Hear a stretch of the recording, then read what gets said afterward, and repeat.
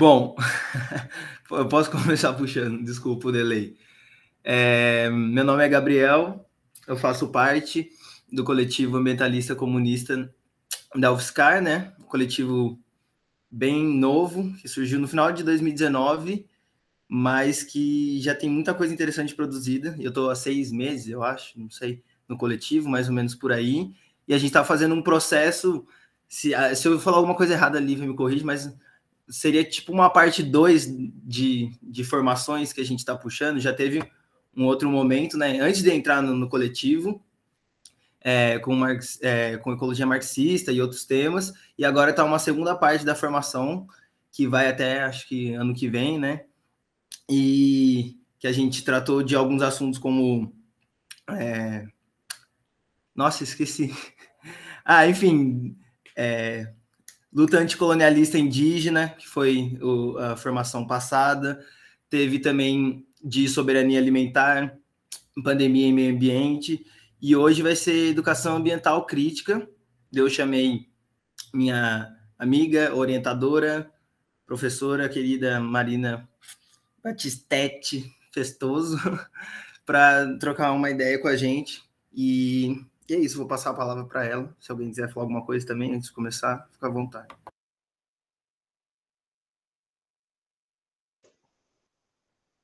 Se alguém quiser falar alguma coisa, eu também posso esperar um pouquinho. Então, tá bom. Então, boa noite a todas e todos. É um prazer estar aqui. Faz um tempo que o Gabriel me chamou, o Zena, que é assim que eu chamo. E já ouço falar de vocês há um bom tempo, em vários espaços que a gente participa juntos, né? Disciplinas, estágio, residência. Ele fala sempre de vocês. Então, muito legal, fico feliz em saber que existem coletivos como os de vocês, né, ganhando força, principalmente nos tempos que a gente vive. E queria também agradecer pelo convite e por possibilitar esse diálogo sobre uma temática que, apesar de muito abordada, frequentemente não na concepção crítica, né, e frequentemente não a questão ambiental muito frequentemente discutida atualmente, diferente de como já foi no passado, né? Houve um tempo em que a gente falava de silenciamento da questão ambiental, mas a partir dos anos 2000 ela ganha muita força mas uma determinada forma, né?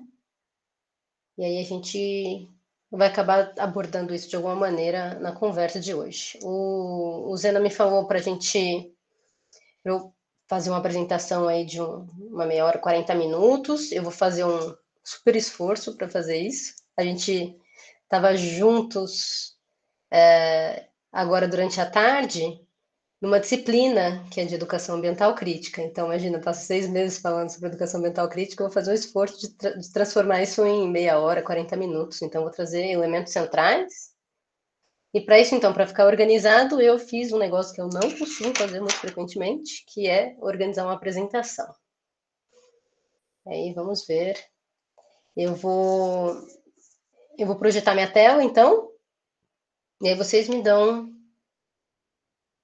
uma resposta aí para saber se tá indo bem, se vocês conseguem ver e ouvir bem. Tá bom?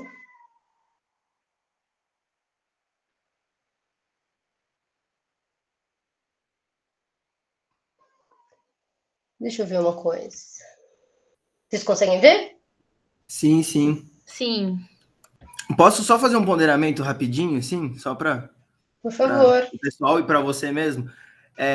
Porque quando eu conversei com a Marina e também com a Lívia, né, que me ajudou a construir o espaço, a gente falou assim que para a gente discutir isso poderia ser um jeito aberto, assim, que a gente pensou, tem que ter uma parte teórica expositiva que, né, é importante, até porque a gente está lidando com vários públicos aqui, até de gente que já trabalha com isso, de gente que talvez nunca ouviu falar de educação ambiental crítica, mas assim, só para dizer, tanto para nós quanto para a Marina, né, que eu falei para ela, mas para deixar mais claro que a gente pode ser aberto, né, a gente começar com uma parte mais teórica para a gente, né, introduzir a ideia, entender que é educação ambiental crítica, mas depois discutir, né, as experiências e sobre talvez o texto também, que te passou como texto de apoio. Só isso mesmo. Mas tá aparecendo a imagem, sim.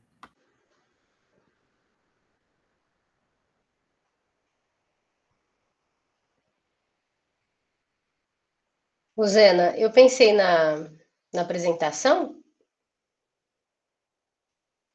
Eu estava até conferindo se era essa aqui a certa, porque ela está com um nome para mim, mas aqui na apresentação ficou com Educação Ambiental e Sustentabilidade, que depois eu mudei.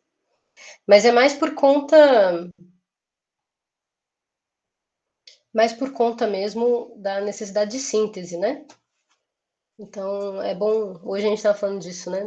Da importância da gente tornar mais concreto o que é abstrato e como esse processo foi desenvolvido aí ao longo da humanidade. Hoje a gente discutiu o filme A Guerra do Fogo, para quem não conhece, não assistiu, também é uma dica importante. Bem, então, acabei não me apresentando, vou falar rapidamente. Meu nome é Marina, sou mãe de 2 filhinhos, que vocês já conheceram aqui no início. Eu moro em Lavras, sou professora na Universidade Federal, no curso de Biologia. Eu sou bióloga de formação, mas depois fui trilhando um caminho aí para a área de educação. Aí fiz mestrado e doutorado nessa área. E o mestrado e doutorado foi em educação científica, educação para ciência, mas os projetos desde a graduação eu trabalho com educação ambiental. E é isso, de maneira geral. Então, eu vou fazer o seguinte, eu vou ficar meio que pulando de uma tela para outra, porque assim, aqui eu preciso usar para apresentar, meio estranho. E aqui eu consigo ver vocês, porque apresentar sem ver é muito triste, né? Eu vou pedir para que vocês me digam se vocês conseguem ouvir o som. Sim. Sim.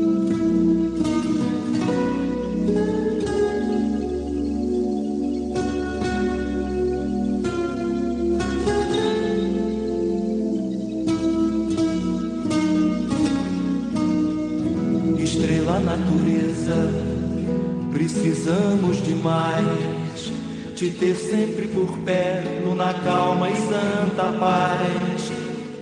Nos morros e nos campos, no sol e no sereno, zelando por florestas, cuidando dos animais. Mulher e mãe de todos, o que será de nós se a força do inimigo calar a tua voz, que sai dos passarinhos, dos mares e dos rios, dos vales preguiçosos, dos velhos pantanais.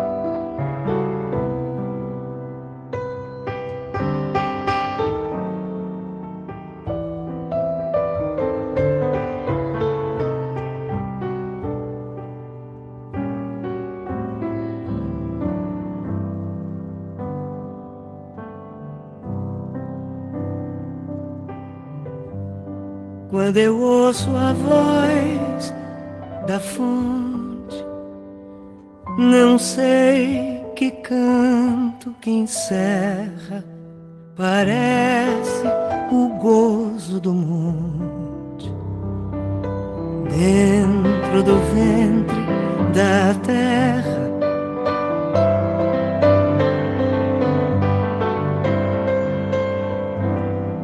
Quando eu ouço a voz do rio, me lembro de passarinho. Um é livre, outro é vadio, cantando pelo caminho. Quando eu ouço a voz do vento, não acerto nem me engano. Não é mágoa nem alento, é cantiga de cigano. Quando eu ouço a voz do mar, tanto é mansa quanto ataca. Não sei quando é de ninar, nem sei quando é de ressaca. Quando eu ouço alguma voz na janela do horizonte de alguém cantando por nós, é Deus cantando de fronte.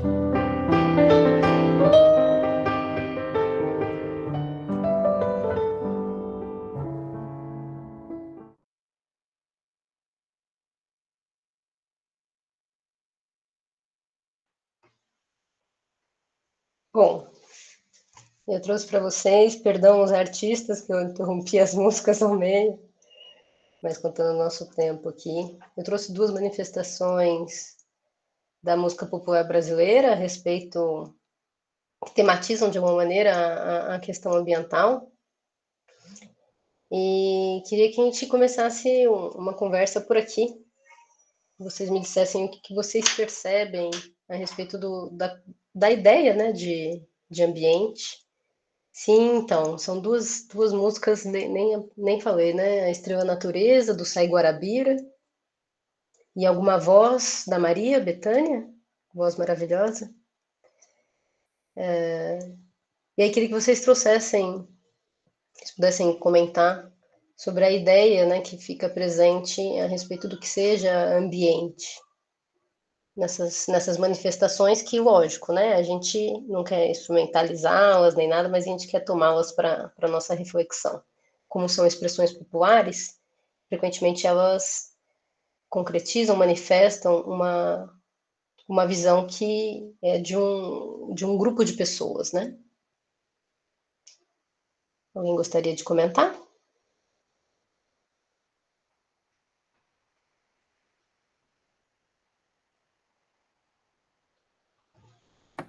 Ah, vou fazer um comentário breve dessa primeira música, que eu estava olhando a letra, né? Agora. Acho que traz uma ideia de, não sei se é de passividade, assim, quando toda vez que traz a ideia do meio natural, assim, parece, na letra, traz ideia de calma, assim, tudo bem, de movimento, assim, né?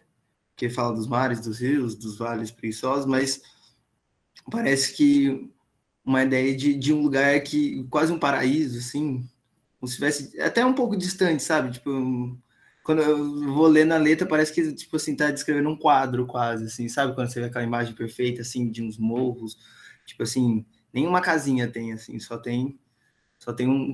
falta um arco-íris, assim. Tipo, uma ideia mais, digamos assim, vou até zoar, né? Uma ideia mais namastê, assim, da natureza intocada, assim.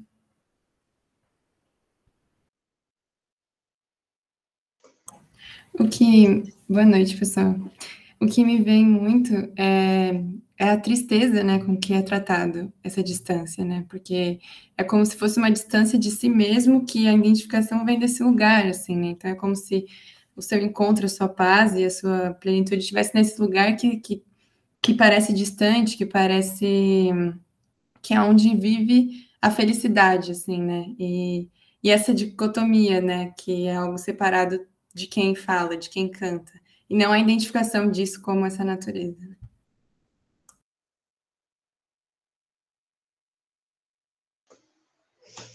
Se alguém mais quiser falar também, fique à vontade. Mas penso que a gente já tem bons pontapés aí. Muito interessante as ideias, né? Do Zena e da Isabela. E de como, frequentemente, quando a gente vai falar com alguém sobre a questão ambiental, o ambiente, as pessoas apontam para longe, né? Apontam para o lado de fora, assim. O Zena falou de um cenário, de um quadro, mas é mais ou menos o que está aqui, né? Tirando que aqui, se for entrar meio ali no fundo, você encontra alguma coisa que talvez, ou quando a gente faz uma análise, né, talvez do cenário, você percebe que, mas em geral é essa ideia, né, de distanciamento, de dicotomia, de alguma coisa que está longe do que sou eu, né? Longe do ambiente que é o meu, que é onde eu vivo, né? É sempre um processo quase de desligamento, assim. Né? E aí, peraí, eu estou apertando aqui como se... Essa aqui também foi uma imagem que eu retirei ontem do Google mesmo, quando eu escrevi educação ambiental, mas para a gente continuar nessa reflexão, né, do que tem sido esses processos, né, de educação, processos baseados nessa ideia tanto do distanciamento, quanto que a natureza é algo intocado, o verde lá fora, a montanha, o rio, a ave, o mar, que o também é, né, mas... E aí as imagens, em geral, são essas imagens assim, mais pacíficas, né, essa coisa também... do bem-estar na natureza, né? Nessa ideia de que quando você vai para uma mata, enfim, você vai se acalmar, como se você estivesse realmente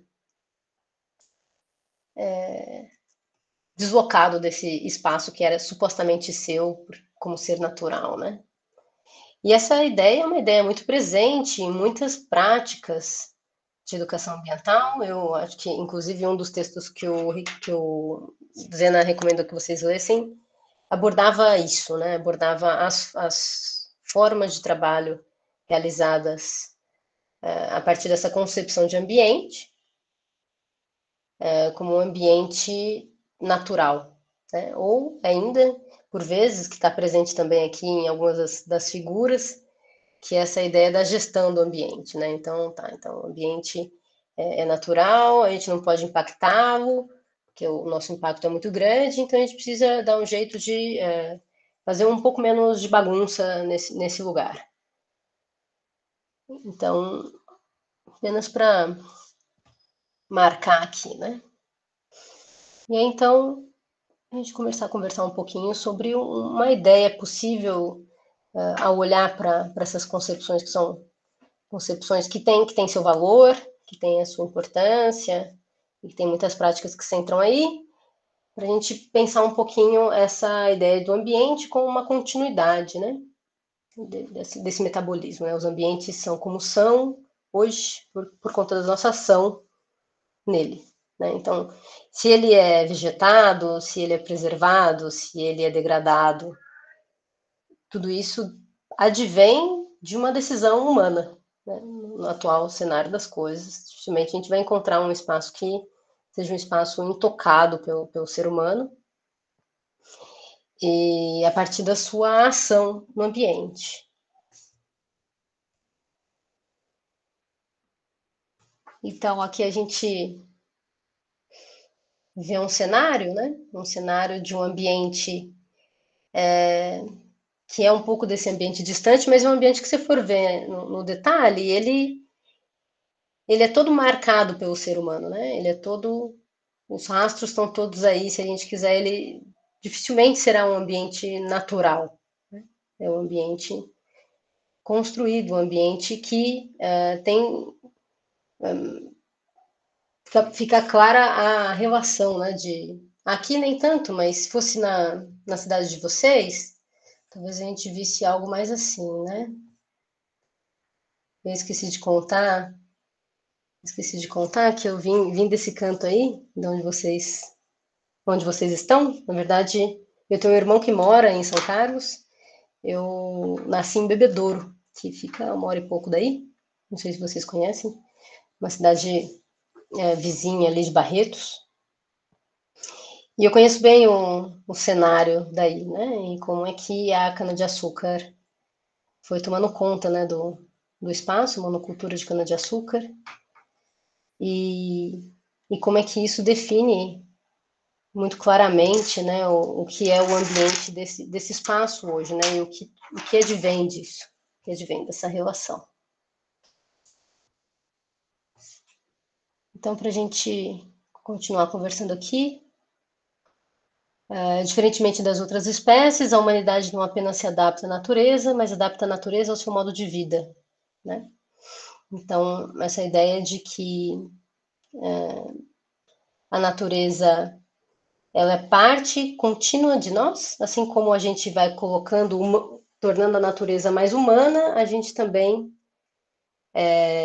não perde esse vínculo natural, né? Então, a gente fala desse intercâmbio, que é um dos eixos, né? A gente estava até discutindo um pouquinho mais cedo sobre isso, um dos eixos centrais da educação ambiental num viés crítico, né? Que não procura não fazer essa dicotomia de colocar o sujeito humano, né, como observador da natureza, distante, né, como um observador, inclusive, privilegiado, mas a gente costuma relembrar que nós temos uma conexão natural, mas que ela não é suficiente para a gente entender e que nem adianta a gente querer voltar num passado supostamente natural, né? A história não se repete, não retorna, mas a gente também não pode abrir mão de entender que esse metabolismo ele precisa continuar, porque é apenas dessa maneira que a humanidade existe e continua produzindo a sua própria existência, né?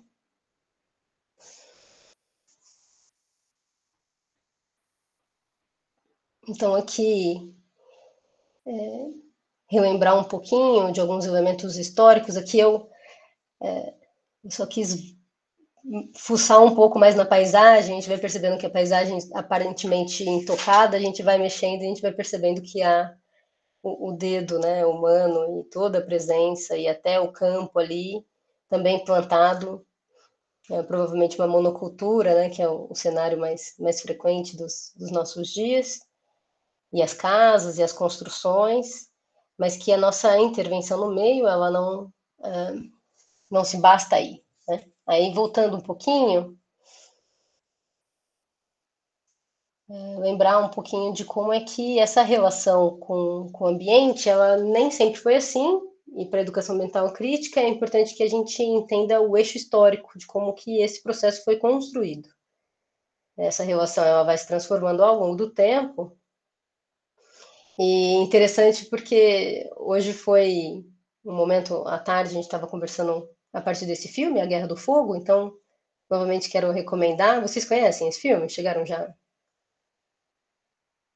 Ele conta um pouquinho dos primórdios da humanidade e tenta fazer um exercício imaginativo de como é que se deu essa passagem dos seres humanos de bichos, de animais, para a gente aos poucos, né? De como é que foi esse processo de construção cultural. E aí a gente lembrou hoje, né, de um ponto muito importante dessa passagem, dessa relação humanidade-natureza, que foi o fato da gente conseguir colonizar as plantas e colonizar os animais, né? Conseguir tanto a agricultura quanto a pecuária, né? E por que isso é muito importante na relação humanidade e ambiente? Porque se até então a gente tinha que se submeter à natureza, né? Em busca de comida, em busca de abrigo, em busca de locais próprios para a gente sobreviver, e nós também falamos sobre isso hoje, do bicho homem ser, né? O bicho mulher ser um bicho que, em termos de competição na natureza, é um bicho que perde muito, né? Um bicho que não é difícil competir. Então precisava arrumar seus meios para garantir a sobrevivência. E aí quando consegue, né? Depois do fogo, com uma das questões também, mas também colocar as plantas ali à sua disposição, frutificando, né, dando comida no tempo marcado, né, que já não era mais o tempo da natureza, mas era o tempo em que plantava, depois colhia, né, e conseguia organizar e dominar esse processo, assim como dos animais, o homem vai ganhando aos poucos, não só aqui, mas esse é um marco muito importante, essa sensação, essa possibilidade de controle e domínio da natureza, e esse é um marco essencial para o entendimento desse processo histórico da relação humanidade-natureza, né? Aqui é só uma imagem para representar um pouco isso. Então, a natureza humanizada, quer dizer que existem elementos da natureza que ganham função social, né, diferente daquela que ela tinha a princípio. Então, com a humanidade, os paus, os ossos, todos os elementos vão ganhando uma determinada função dentro da nossa sociedade, né, a ponto de, o Marx fala de que a natureza são os prolongamentos dos nossos dedos, né, que a gente não consegue viver sem esse intercâmbio, e aí a gente vai ganhando, essas coisas vão ganhando significado dentro da vivência e da prática humana. Mas também, não só a gente transforma a natureza, mas a natureza nos transforma. A gente vai se tornando seres humanos diferentes hoje do que a gente foi 50 anos atrás, do que a gente foi 100 anos atrás, milhares e milhões de anos, né? Então, é esse processo justamente de continuidade da humanidade a partir dessa base, né, que é a base natural, que vai possibilitando que a gente tanto transforme a natureza em escalas cada vez mais aceleradas, progressivas, mas é justamente aí que a gente precisa entender que essa relação, né, e esse processo que se deu foi um processo que se deu na história. Foi esse, que poderia ter sido outro, né, e que espero poderá ser outro. E é por isso que a gente precisa entender um pouquinho como é que foram essas escolhas, né? Então, a humanidade transforma a natureza e produz o mundo humano pelo trabalho. O trabalho é a questão central na nossa discussão,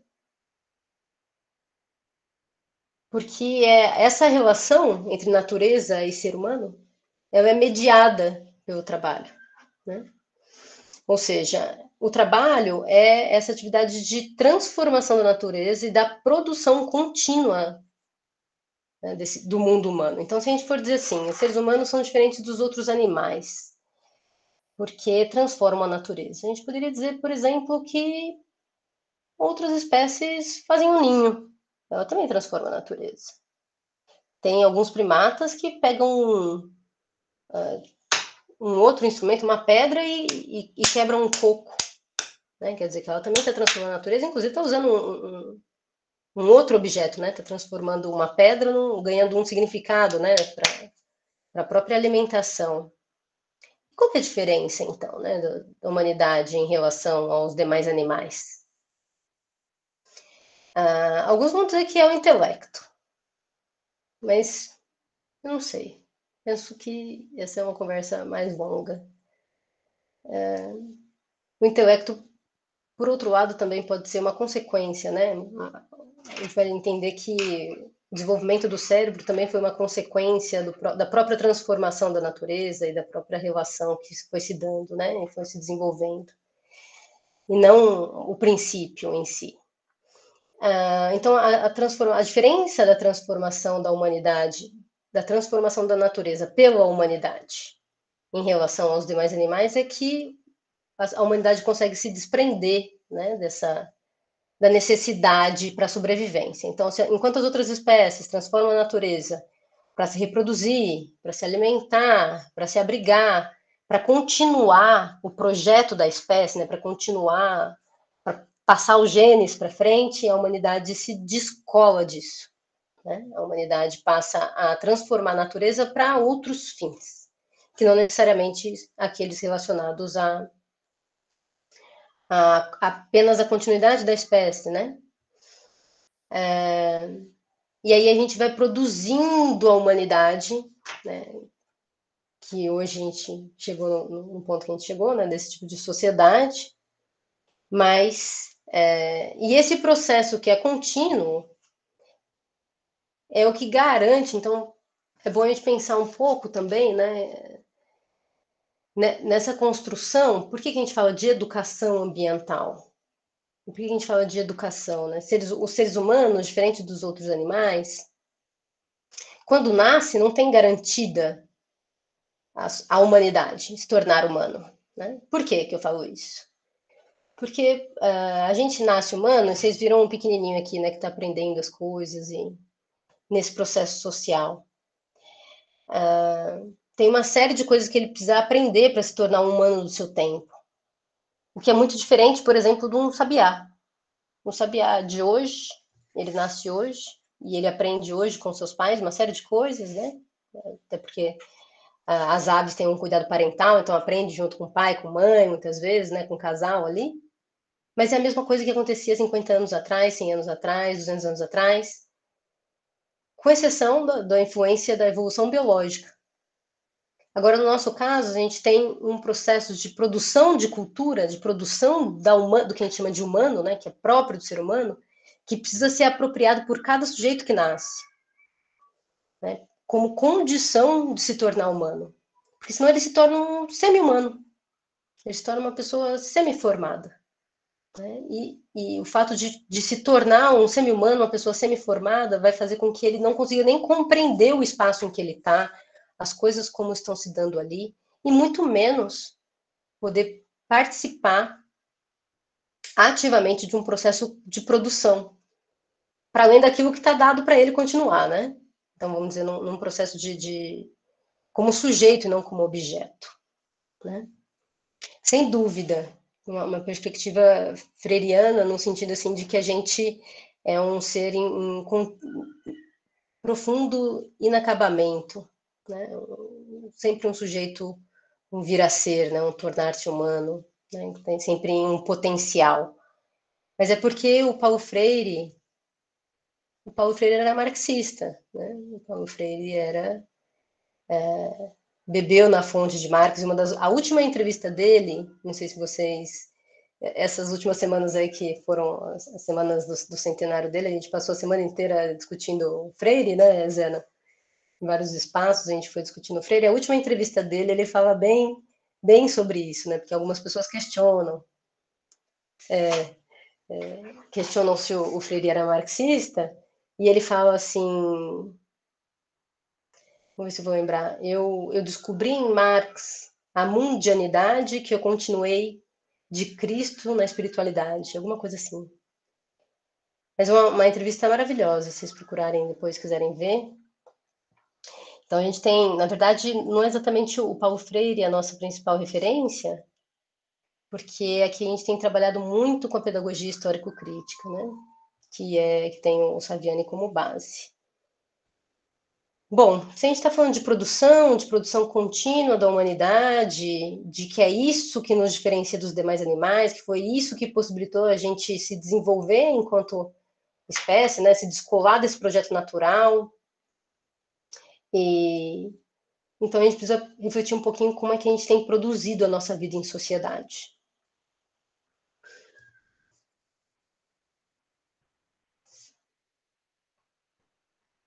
Então aqui eu queria apenas representar um iceberg, né, a partir de um esquema, que aí eu já vou nos detalhes para vocês verem.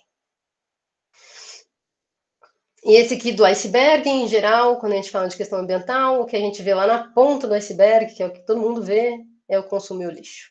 É o que é tratado nas escolas, é o que é tratado como prática de educação ambiental, e tem sua validade, né? E tem como a gente discutir lixo e consumo de uma maneira crítica também. A gente precisa avançar um pouquinho. Então, vamos ao que está debaixo, lá do iceberg. Então, do que trata, né, a problemática ambiental? Então, a gente vai entender, né, com base na nossa leitura mais marxiana, de que o nosso modelo de produção, né, o nosso modelo de desenvolvimento social, ele está calcado na exploração das duas nossas principais forças. As nossas principais forças são a força da terra e a força da humanidade. Quem produz riqueza. Da onde a gente pode produzir riqueza. Então, como é que está calcado na exploração da força da terra? A partir da extração daquilo que a gente chama de recurso, então a gente passou a chamar a natureza de recurso, ninguém acha isso nem um pouco estranho. Recursos naturais servem apenas, né, de maneira utilitarista para a humanidade, está tudo feito para nos servir.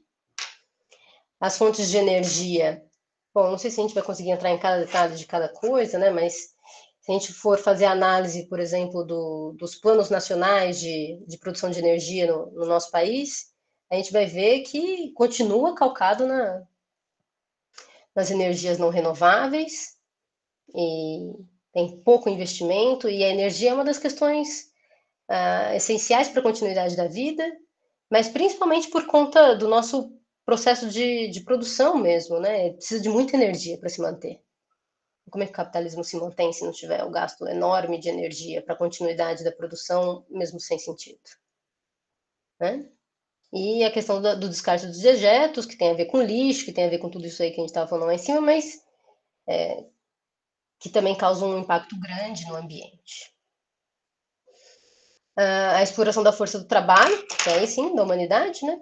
E aí a gente estava discutindo esses dias de como é que o nosso trabalho é baseado num processo de alienação da trabalhadora e do trabalhador, a ponto da gente não conhecer nem as origens, nem os fins do nosso trabalho. Né? Então, frequentemente, as pessoas têm o trabalho mutilado, no sentido de que você não consegue nem se apropriar do produto do seu trabalho, e nem de compreender o processo, né, a cadeia toda de produção, né? E por isso, né, como a gente vende a nossa força de trabalho na nossa sociedade, a gente não tem muita escolha. A gente faz isso e as pessoas fazem isso e não se realizam naquele processo, né? Querem fugir frequentemente, são felizes no final de semana e não no dia em que trabalham. E a gente precisa lembrar, né, o que é o trabalho. Lá atrás a gente estava falando que o trabalho é a categoria central da nossa relação com o ambiente. Porque a gente não transforma o ambiente no momento do ócio, a gente transforma o ambiente no momento do nosso trabalho, que é aquilo que a gente dedica a maior parte do nosso tempo da nossa vida. Né? E aí, em que bases que estão calcados no nosso trabalho? Em ideais que são ideais da sociedade burguesa, né? Sociedade capitalista, que é na competição, na eficácia, na especialização e no individualismo. Então,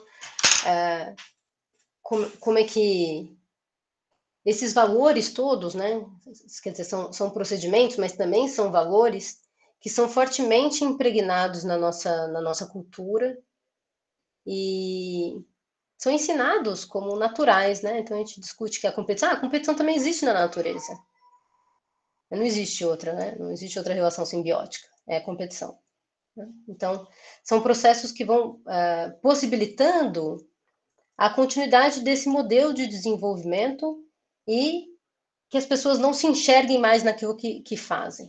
Né?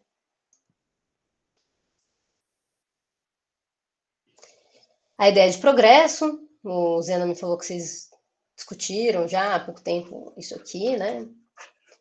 Então, o progresso como se fosse a possibilidade de todo mundo se inserir, de todo mundo viver bem, mas é um progresso que tem implícita uma lógica de produção contínua e incessante, mesmo que não necessária, né? Então, por exemplo, tem um espanhol, que eu até marquei o nome dele esses dias, porque um dia talvez é bom saber o nome dessas pessoas, né? Um dia eu marquei o nome dele aqui. Olha só, agora aqui. Aqui, Benito Muros. Benito Muros foi um espanhol que há algum tempo atrás ele produziu uma lâmpada que não queimava. E essa lâmpada já está assim, há muito tempo é possível a tecnologia para produzi-la. Mas ela não é produzida. E por que será que ela não é produzida? Né? Então, quer dizer que existem pessoas que passam a vida inteira trabalhando para produzir lâmpada, mas a gente já sabe que existem lâmpadas que não queimam, então elas não precisam passar o tempo da sua vida, gastando o tempo da sua vida, produzindo um negócio que não faz sentido, né? Quer dizer, não faz sentido não faz um sentido, vamos dizer assim, existencial, mas faz sentido para manutenção de uma lógica de produção contínua de trecos, né? Você produz treco, a gente se apropria dos trecos, você vai criando novas necessidades e as pessoas vão se apropriando daquilo também. E para isso existem técnicas, né? Essa da obsolescência programada, que vocês devem já ter ouvido falar, vocês já devem ter visto aquele videozinho da Annie Leonard, que se chama A História das Coisas. Ele é muito típico, né? Muito usado. Então ela fala, né? Lá da obsolescência programada e da obsolescência perceptiva, né? Então a moda também nesse processo de fazer com que as coisas pareçam descartáveis. E a gente vai alimentando esse processo de produção contínua que não é exatamente para o nosso bem, especialmente se a gente vive num planeta que é finito, né? E quais são as referências, né? Então, referências individuais, acumulação privada. Numa sociedade em que quem regula as relações é o mercado. Eu falo de democracia de mentirinha porque você vai ver... A gente vota, né? Mas votar não significa grandes coisas, principalmente quando tem toda uma estrutura, né, montada no sentido de que o poder representativo não nos represente, né? Então, eu fui procurar, gente, não consegui. Depois eu quero fazer um exercício, talvez com o meu grupo, de fazer um gráfico para entender como é que está o Congresso Nacional hoje em termos de representatividade. Há uns 4 anos, antes do Bolsonaro, as mulheres tinham uma representação mínima, indígenas não tinha ninguém, eu sei que tem indígena atualmente, negros também tinham uma representação mínima, né? Então, quem eram os grandes representantes do poder?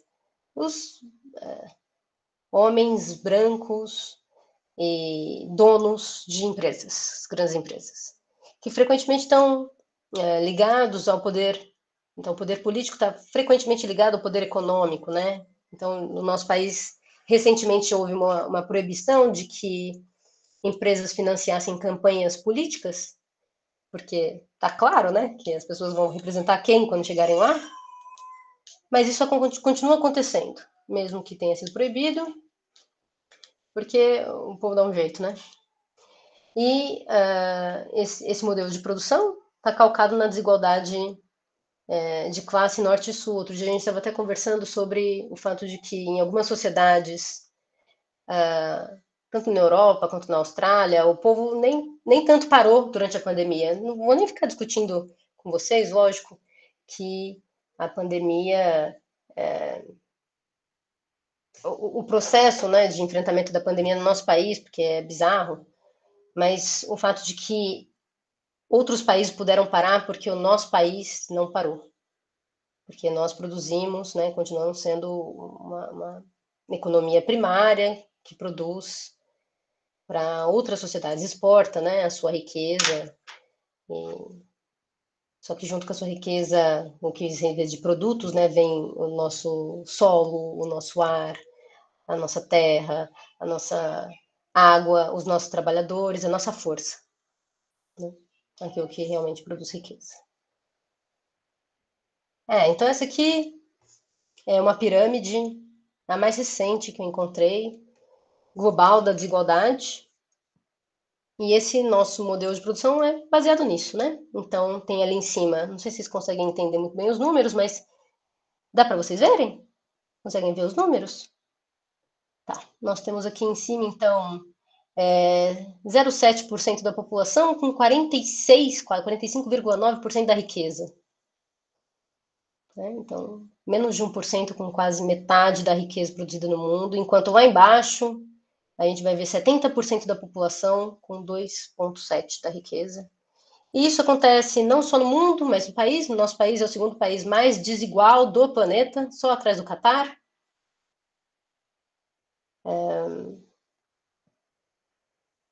Aí, se for ver assim, no mundo, né, nós temos 6 grandes bilionários com metade da riqueza. No país, no Brasil é 6. 6 grandes milionários com 50% da riqueza produzida. E no mundo são 8.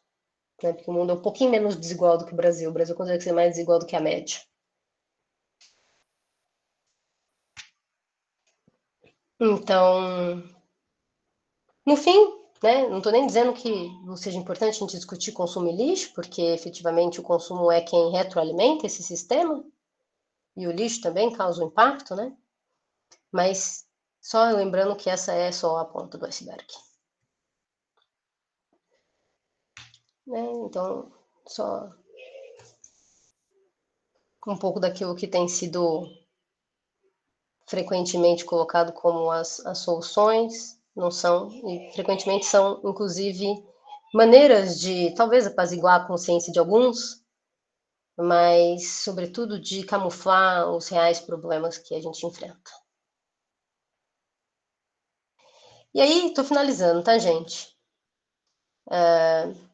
Por que eu quis entrar aqui nessa discussão dos 17 Objetivos do Desenvolvimento Sustentável? Porque, supostamente, o desenvolvimento sustentável é uma maneira de produzir a vida, sob essa lógica, que é um pouquinho menos pior. Né? E, realmente, os objetivos são lindos. Vou entrar aqui só para mostrar para vocês quais são cada um. Que são, os Objetivos do Desenvolvimento Sustentável, eles são colocados aí pela ONU, pelos Nações Unidas e tal, né? Então, primeiro ponto, erradicação da pobreza. Fome zero e agricultura sustentável. Saúde e bem-estar. Educação inclusiva, equitativa e de qualidade para todos. Igualdade de gênero e empoderar mulheres. Gestão sustentável da água e saneamento para todos. Energia limpa, sustentável e acessível. Promover o crescimento econômico sustentado, inclusivo e sustentável, emprego pleno e produtivo e trabalho decente para todos. Alguns eu resumi, os outros eu quis colocar inteiro para vocês verem o teor, né? Um pouco melhor. Ter uma indústria com inovação, infraestrutura sustentáveis, reduzir a desigualdade dentro dos países e entre eles, tornar as cidades e assentamentos humanos inclusivos seguros, resilientes e sustentáveis. Assegurar padrões de produção e de consumo sustentáveis. A palavra sustentável é o que mais tem, né?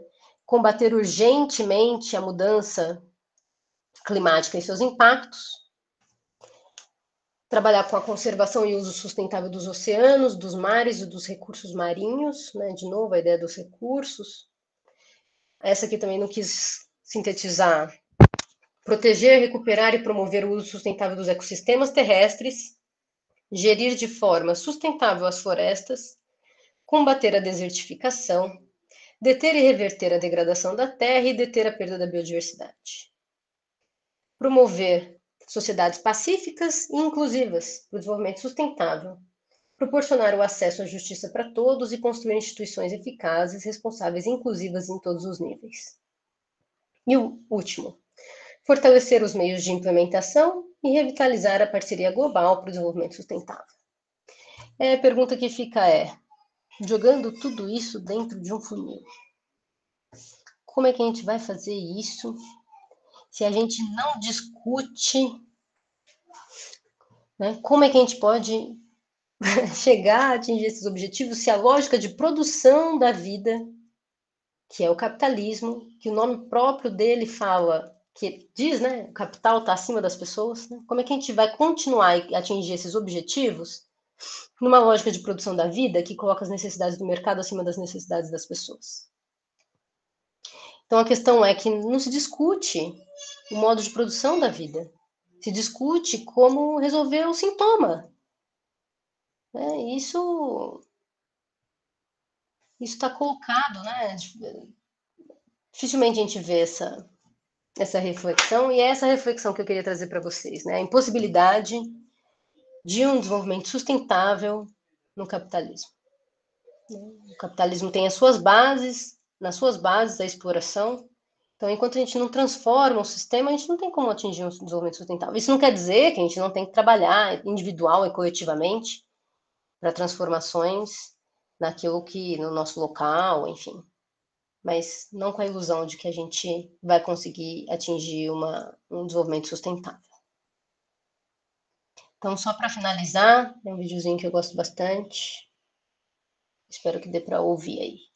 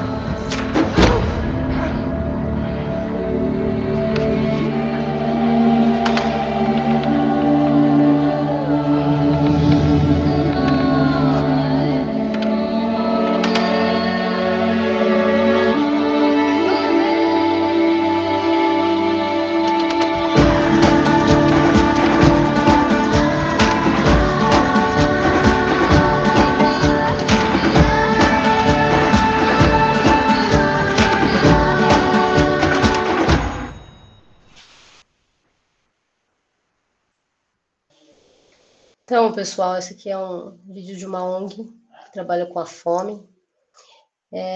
Eu queria só finalizar dizendo que a educação ambiental ela é antes uma possibilidade para que a gente conheça, né, o ambiente na relação com a humanidade, como que a humanidade interfere no ambiente, que são baseados em escolhas, num processo histórico, né, que é um processo que vai sendo continuamente produzido pela humanidade. Portanto, se a gente se encontra numa situação muito atrapalhada nos dias de hoje, isso não quer dizer que ela está dada, porque o que nos caracteriza como seres humanos, diferente dos animais, é justamente o fato da gente poder continuamente produzir a nossa existência. Então, se a existência tem sido produzida por essa direção, que não favorece a totalidade dos seres humanos, nem de longe a maioria, cabe, né, de maneira coletiva, por isso muito importante os coletivos que se juntam, se fortalecem, e de maneira crítica, rever esse processo e trabalhar para que a gente consiga revertê-lo em prol, né, de uma sociedade mais justa, que vai ter que olhar para as suas questões sociais, além das questões ambientais, né? Elas estão de mão dadas, porque, como eu estava dizendo, antes de tudo, o ambiente é do jeito que é por conta de nós mesmos, né? Então, é isso aí. Eu vou parar aqui, então, interromper. E a gente pode conversar. Eu acabei tomando mais tempo do que eu pretendia, mas vamos bater papo agora.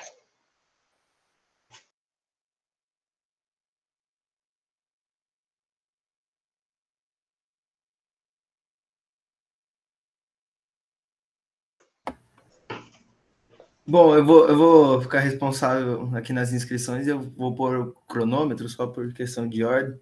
Daí, acho que 5 minutos, não lembro. É 5 minutos, né, que a gente costuma dar, assim, só para ficar mais dinâmico, assim. Sim, mais travado, mas para ficar mais dinâmico ao mesmo tempo. Mas primeiro agradecer, Marina, o espaço. E nossa, Márcia, você tá tecnológico, hein? Essa apresentação e deu um zoom e volta e some coisa. E, nossa, adorei. Nem sabia que. Achei que você era mó que nem eu, travadona, essas coisas. Apanha um pouco, mas às vezes consegue, quando são eventos assim, né? Não dá para fazer isso para as aulas. Tava escondendo o jogo, né, mineirinha? Demorou. Eu vou pôr o cronômetro aqui. E daí eu vou fazendo as inscrições. Quem quiser ir. Na verdade, acho que mais fácil pôr no nome, que eu vou anotando assim, só por sequência. Então, sobre as inscrições, acho que é bem de boa aqui no Meet, porque se você levanta a mão, ele organiza a fila das pessoas que levantaram a mão primeiro. Daí nem precisa ficar anotando assim quem que deu nome, quem que não deu. Viva o Meet abaixo do Discord.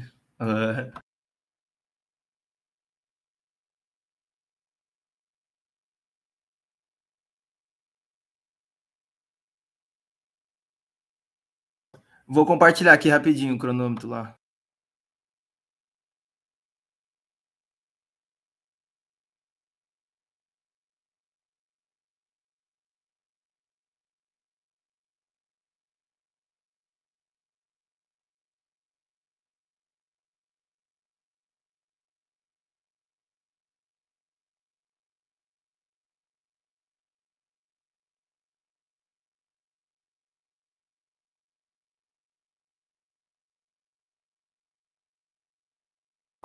E pode ir levantando a mão, galera, quem quiser ir, sem medo. E se a Marina quiser falar mais alguma coisa também, nesse momento, antes de começar as inscrições. Não, acho que a gente pode deixar aberto aí, se o pessoal ficar mais tímido, a gente vai fazendo perguntas também, não sei.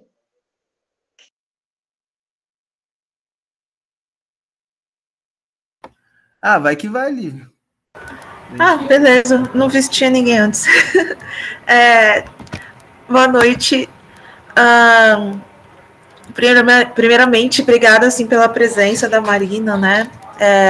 Tá aqui com a gente. E eu tenho 3 perguntas, mas uma delas não é minha, tá?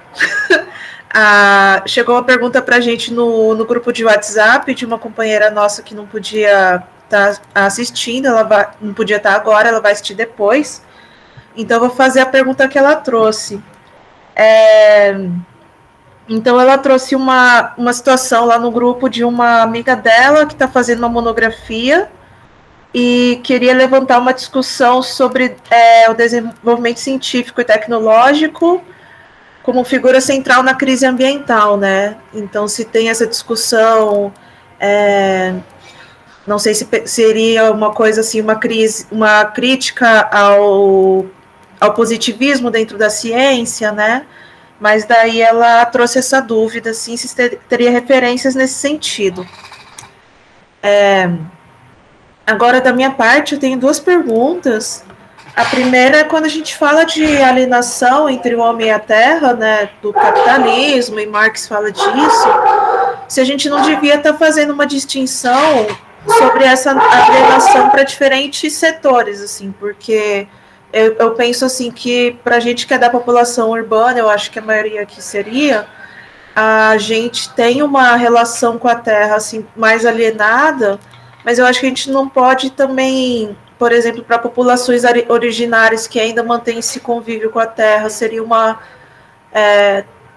outra forma para as populações do chamado do lumpesinato, né, que são tanto os campesinos, as populações ribeirinhas, os seringueiros, as populações do mangue, né, a quebradeiras de coco. Então, todas essas populações que têm a relação com o ecossistema mais direto da relação com a terra, eu fico pensando se essa alienação que Marx traz não pode ser lida de uma forma diferente, como se, para quem é da população de contexto urbano, existiria uma alienação mais forte. E aí a minha terceira pergunta, eu queria pedir assim, se tem alguma dica, algum conselho para uma professora. Eu sou professora de ciências em início de carreira e tenho muita ânsia de trabalhar com educação ambiental nessa perspectiva mais política, mais crítica, né? Então, queria pedir um conselho. É isso, obrigada.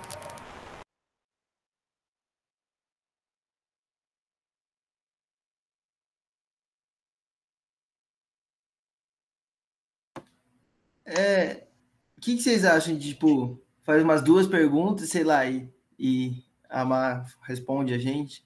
Ou não sei. Porque às vezes também faz um monte de pergunta, daí fica difícil, né? Tipo, analisar uma por uma. Não sei o que vocês acham, tô pensando agora. Ou a gente só vai indo e... O que você acha, Marina? Tem 3 aqui. Então acho melhor pegar essas 3 primeiro. Se quiser fazer mais uma para fazer, eu tô anotando, senão a cabeça não dá conta. Mas se quiser ir essas 3, e daí eu faço a minha. Beleza. Então vamos lá. Cada uma dessas perguntas uma tese, né? Sobre a questão da centralidade do desenvolvimento científico e tecnológico no processo de impacto, né, na crise ambiental em que a gente vive. Essa foi uma discussão que nós fizemos semana passada também. E não dá para negar, né, que essa visão científica de fragmentar a realidade para entender sua minúcia, e o desenvolvimento científico, né, na verdade, e tecnológico, muito relacionados ao próprio desenvolvimento do capitalismo, né, como central nessa discussão, eu considero que sim, mas não são exatamente eles os problemas, né? Eles também são uma consequência de uma forma de organizar a sociedade, né? Então, eles partem de uma concepção, eles partem de uma ideia, eles organizam de maneira científica a realidade, e ela é fragmentada, ela é um problema, mas não vamos dizer que, então, a relação entre sujeito e humanidade esteja fragmentada por conta da ciência, né? Se fosse assim, com todo respeito, a gente... deixa eu pensar se eu posso falar isso. Deixa eu mudar o caminho. Ia contar uma coisa aqui, mas não vou polemizar nesse momento. É só a gente considerar que grande parte da nossa população, a concepção, a ideia científica, a filosofia, né, relacionada à ciência moderna, ela nem atinge a boa parte da população, né? As pessoas ainda têm um pensamento quase místico, as pessoas são guiadas por um pensamento religioso. A gente vai dizer que é a ciência que consegue chegar e causar esse profundo rompimento, né, entre a relação humanidade e natureza. Então, me parece que antes a ciência é uma produção científica decorrente de uma organização social, né? A ciência, ela própria, ela nasce na concepção do capitalismo. Ciência moderna, como está dada. É um desenho. Então, só um minutinho, amor. Mamãe está conversando aqui. Então, não quer dizer que a ciência necessariamente ela precise servir à sociedade burguesa ou à tecnologia, né? Ela pode ser, vamos dizer assim, precisamos cooptá-la para o povo, né? Precisamos fazer com que ela sirva ao povo. Mas a sua gênese está no próprio processo do desenvolvimento das navegações, das grandes navegações, na busca por outros espaços, por outros nichos, tanto de mercado quanto de exploração. Então, ela é central? Ela é central, mas ela não é culpada. Ela é mais uma das produções, né, de uma sociedade que se organiza, tendo como base esse processo de exploração, né, e de fragmentação também para o aumento da produção, né? Então, veja, se vocês forem produzir lanches, vão fazer um monte de lanche, só que um monte de gente para comer, como é que vocês vão se organizar? Cada um vai fazer todo o processo no lanche? Não, um vai lá, vai cortar o pão, outro vai passar o requeijão, outro vai... Foi essa a ideia, né, da própria organização da sociedade capitalista. A necessidade de aumento da produção, portanto, de cada um ficar com pedaços, fragmentando o trabalho das pessoas, né? Assim, aumenta a produção e faz com que, inclusive, os sujeitos envolvidos ali nem compreendam todo aquele negócio, né? Nem tenham como decidir a respeito daquela... Então, o trabalho passa nem ser mais dele, né? O trabalho é vendido. Então, nós temos uma sociedade que é toda fragmentada dessa maneira, e seria diferente a produção de conhecimento dessa sociedade? Não, ela serve ao aumento dessa... Coraçãozinho, mamãe está trabalhando, meu amor. Ó, vamos fazer assim, ó. Gente, só um minutinho. Só um segundo.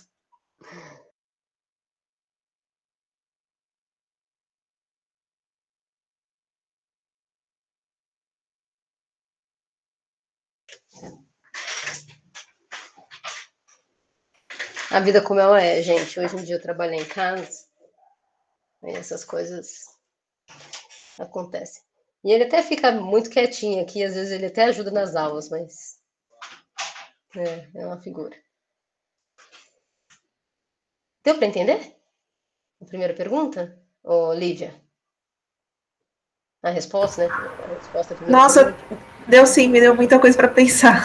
Obrigada. Tá legal. Bom, sobre a segunda questão da alienação para diferentes setores. É possível que a gente considere, sim, importante, que a gente considere que a alienação possa ser diferente em comunidades tradicionais, povos originários. Mas a gente não pode perder de vista que que a gente vive num tempo em que o capitalismo se espalhou para o globo todo. E aqueles que não são, que não fazem parte, né, dessa forma de organizar a sociedade, essas comunidades são frequentemente atacadas. E frequentemente tem que resistir. Então, eu fiz meu mestrado numa comunidade tradicional, no litoral. E a minha ideia era que a gente pudesse fortalecer nesse processo de entendimento, de colocar esse grupo para lutar por questões próprias, né, num ambiente ali de praia. Era a última comunidade, ainda, a última comunidade pesqueira da região, na cidade de Guarujá, que vocês devem conhecer, chama Prainha Branca. Todas as comunidades vizinhas se tornaram condomínios de luxo, né? O pessoal chega de helicóptero, tem os heliportos. E a minha ideia, então, era que, bom, as pessoas ali vivem, né, de uma maneira dependente do pescado e conseguindo fazer um processo tanto de participar dos processos decisórios relacionados à sua forma de se colocar no mundo, de transformar o mundo. Mas o que a gente percebe é que, igualmente, eles estão submetidos a essa lógica. Então, lá na comunidade, por exemplo, eram poucas as pessoas que continuavam conseguindo sobreviver do trabalho, que era um trabalho não alienado, né? De um trabalho que ele participava do processo, em que ele entendia como as coisas se davam, que ele acordava na hora que entendia que era melhor, ia pescar no momento em que... Não. E para piorar, né, sendo uma comunidade, ele tinha que sair de lá e ir lá para outra cidade, lá no Cafundó, para conseguir trabalhar e vender a sua força de trabalho. Então, eu entendo que sim e que não. Que sim, que depende do isolamento que essa comunidade consegue se manter e por quanto tempo mais ela vai conseguir, especialmente num tempo em que, né, nós estamos vivendo um cenário de problemas com demarcação das terras indígenas, com aumento da grilagem, aumento do desmatamento. Enfim, né, essas comunidades, elas vivem, como se assim, você acaba com o hábito, você acaba com as pessoas, você acaba com as pessoas, você acaba com o hábito, então é uma coisa que é... Responde, Lívia. E dicas para o ensino de ciências e educação ambiental crítica.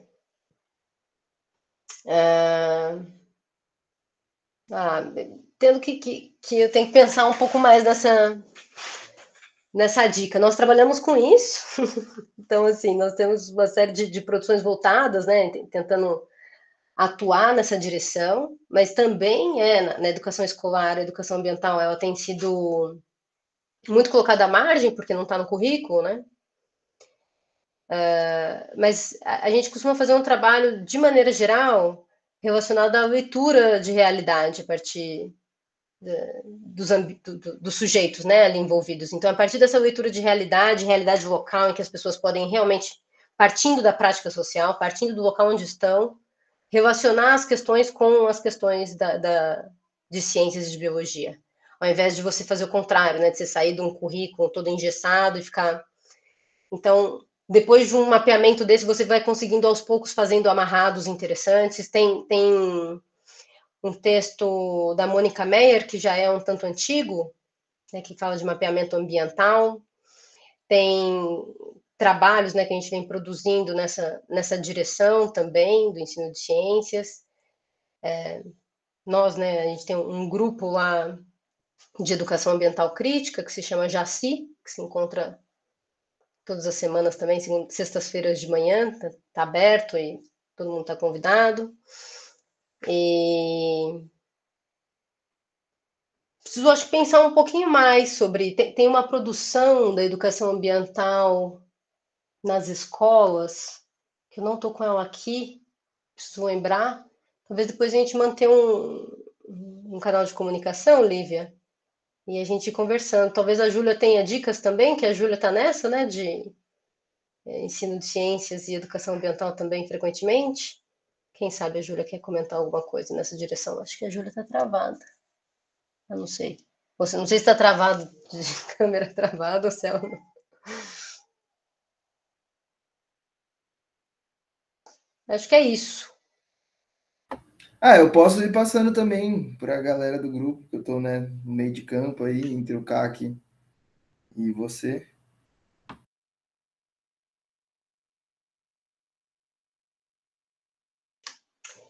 Tá joia. Eu continuo à disposição. Zena, você ia fazer sua pergunta, né? Que agora acabamos fazendo. Se quiser, eu não sei se alguém levantou a mão também, ou por enquanto só tá eu mesmo. Mas Enquanto é você só. Eu vou pôr o cronômetro, porque eu costumo, né, falar pra caramba, então vai que, né? Então, na verdade, são duas perguntas também. Tá vendo? A galera se empolga. Mas são perguntas até que diretas, assim. A primeira se refere ao texto, né? Que você passou para mim, que eu esqueci o nome. É uma mulher, né? Deixa eu ver. Da Eunice? Isso, é da Eunice, né? Eunice Traim. Crítica de quê, né? E ela joga, né, tipo assim, uma bomba, assim, porque ela traz duas problemáticas gigantescas, né?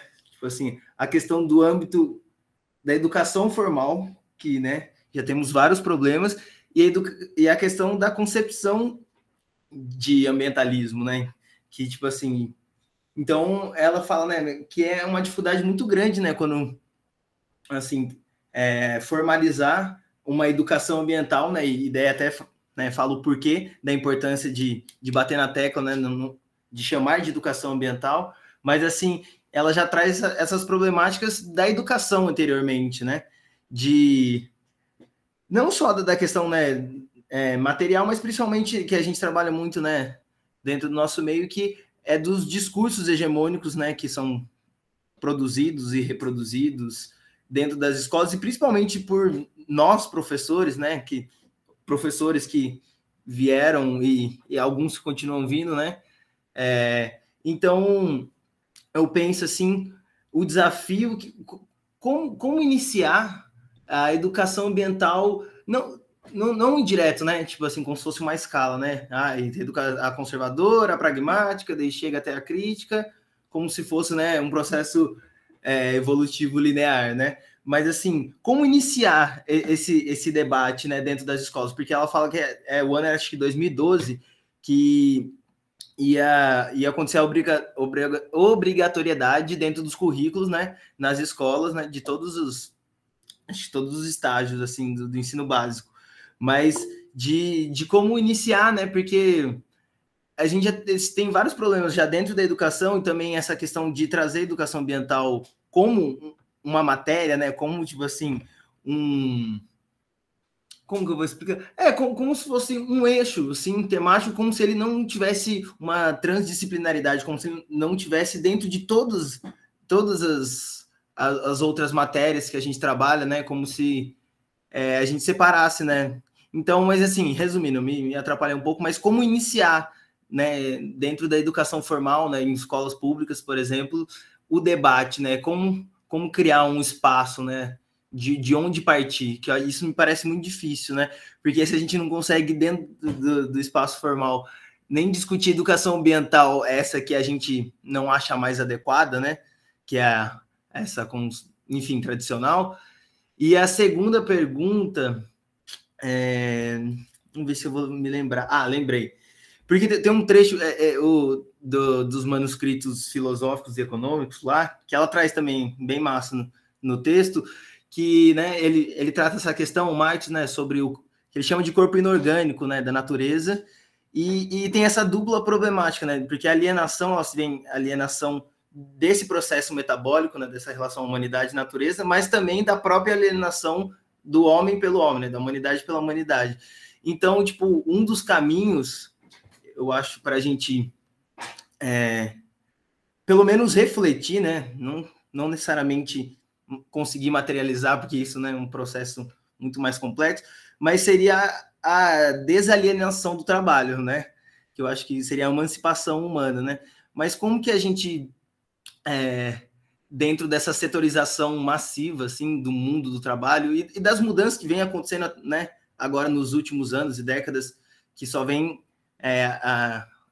piorando essa questão da uberização do trabalho e até da questão da desvalorização, né? Assim, tem cada vez mais pessoas desempregadas, então como ir de encontro a essa quebra de alienação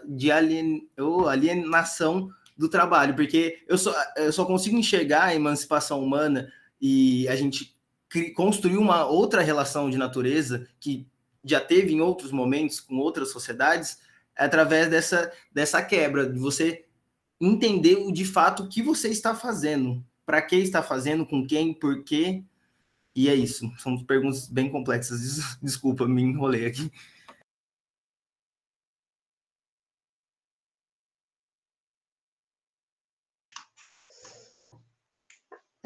Será que a gente passa para uma terceira questão? Eu anoto e aí eu retomo? Eu acho válido. Então, acho que a Isabela é a próxima? Acho que sim. Eu gostaria até de perguntar em seguida, porque tem um pouco a ver com isso que ele perguntou, porque eu fico me questionando sempre como que a gente pode construir, né, esse olhar para a educação ambiental, considerando que a Lívia falou, né, quando a gente está no urbano e quando a gente está no campo, por exemplo, né?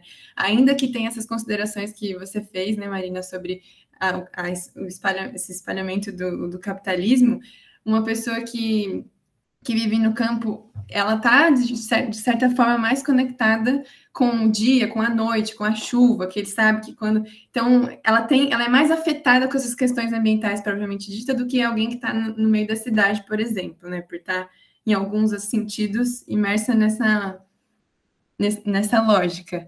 E aí, eu construo um ECOAR, né? Que é um coletivo de juventude ecossocialista bem recente. E assim, eu estava ajudando a construção do núcleo ambiental e estava, assim, até hoje, vai fazer quase um ano que está sendo construído e tem muito esvaziamento da questão ambiental, assim. Todo mundo está na luta antimanicomial, anticárcere, que são todas válidas, né? Não tem hierarquização, mas, assim, a dificuldade que é de trazer esse olhar das pessoas, ainda que universitárias, ainda que super dentro do debate comunista, ecossocialista, e não conseguir realmente ver a propriedade que esse debate precisa ser colocado, assim, né? Tipo, todo mundo fala de educação ambiental crítica e tal, mas não é uma coisa genuína de gente, mas isso realmente tem um sentido quando se olha para o todo, assim, né? E fora dessa lógica da reciclagem e do lixo, né? Mas eu tenho muita dificuldade em trazer esse olhar genuíno, assim, para a importância e para o valor que esse tipo de educação ambiental traz, assim, né? Porque eu vejo que requer um histórico muito bem estruturado para você meio que virar essa chavinha, e eu não sei o quanto disso também é arrogância da minha parte, né? Pensar isso, mas, tipo, eu fico virando assim, como que eu faço isso, né? Como que a gente constrói isso com as pessoas de forma clara e simples? Simples eu não sei, mas enfim, é isso. Obrigada.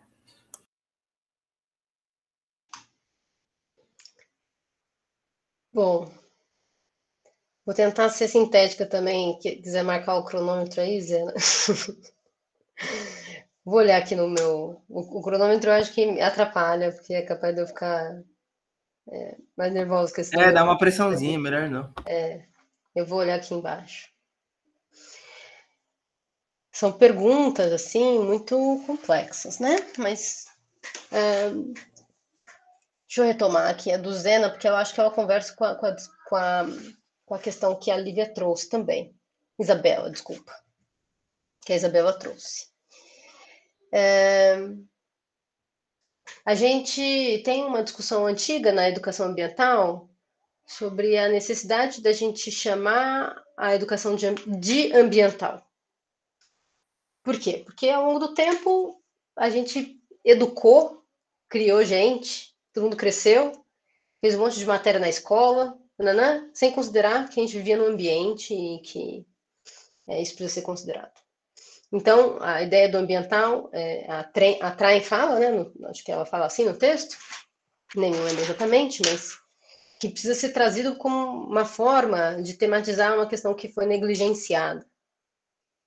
Mas, ao mesmo tempo, quando a gente fala de educação ambiental, vem dando um pouco essa impressão de que é essa concepção de ambiente que é um negócio que não tem nada a ver com aqui, né? Então, a ideia de educação ambiental como uma educação que forma um sujeito para atuar no seu ambiente. Mas aí precisa entender esse ambiente como o seu ambiente, né? A sua casa, a sua localidade, sua escola, seu bairro, os seus coletivos. Então, eu queria entrar na ideia essa coisa do... O Zena falou assim, é difícil da gente trabalhar na educação formal até com a educação ambiental tradicional, conservacionista. Quem dirá que a educação ambiental crítica? Eu não sei sinceramente se com a tradicional tá difícil não, porque tá difícil, vamos dizer assim, tá difícil dos alunos terem aula para começar, né? A gente tem debatido isso com o pessoal da residência, o quanto é que nesse tempo de pandemia tem sido negada às crianças da classe trabalhadora, inclusive as aulas. Nem professor muitas vezes tem, ou agora com esse negócio híbrido, tem meia hora de aula, enfim. Né? Então, sem aula, você não tem muito o que fazer mesmo. Como iniciar? Outro dia, eu entendo assim, para mim... eu trabalhei já com licenciamento ambiental e decidi para a educação porque eu entendi que ali era o espaço que eu ia conseguir fazer alguma coisa. E aí fui para a formação de professores, considerando que se a gente tiver uma discussão sobre isso na formação de professores, os professores levam os seus alunos e a gente vai formando uma rede que vai aumentando, né? Eu sempre estou muito preocupada com a questão dos coletivos. E aí fiquei pensando, né, com um filho novo, outro dia eu estava lendo um livrinho que falava justamente assim, chama Cambaxirra.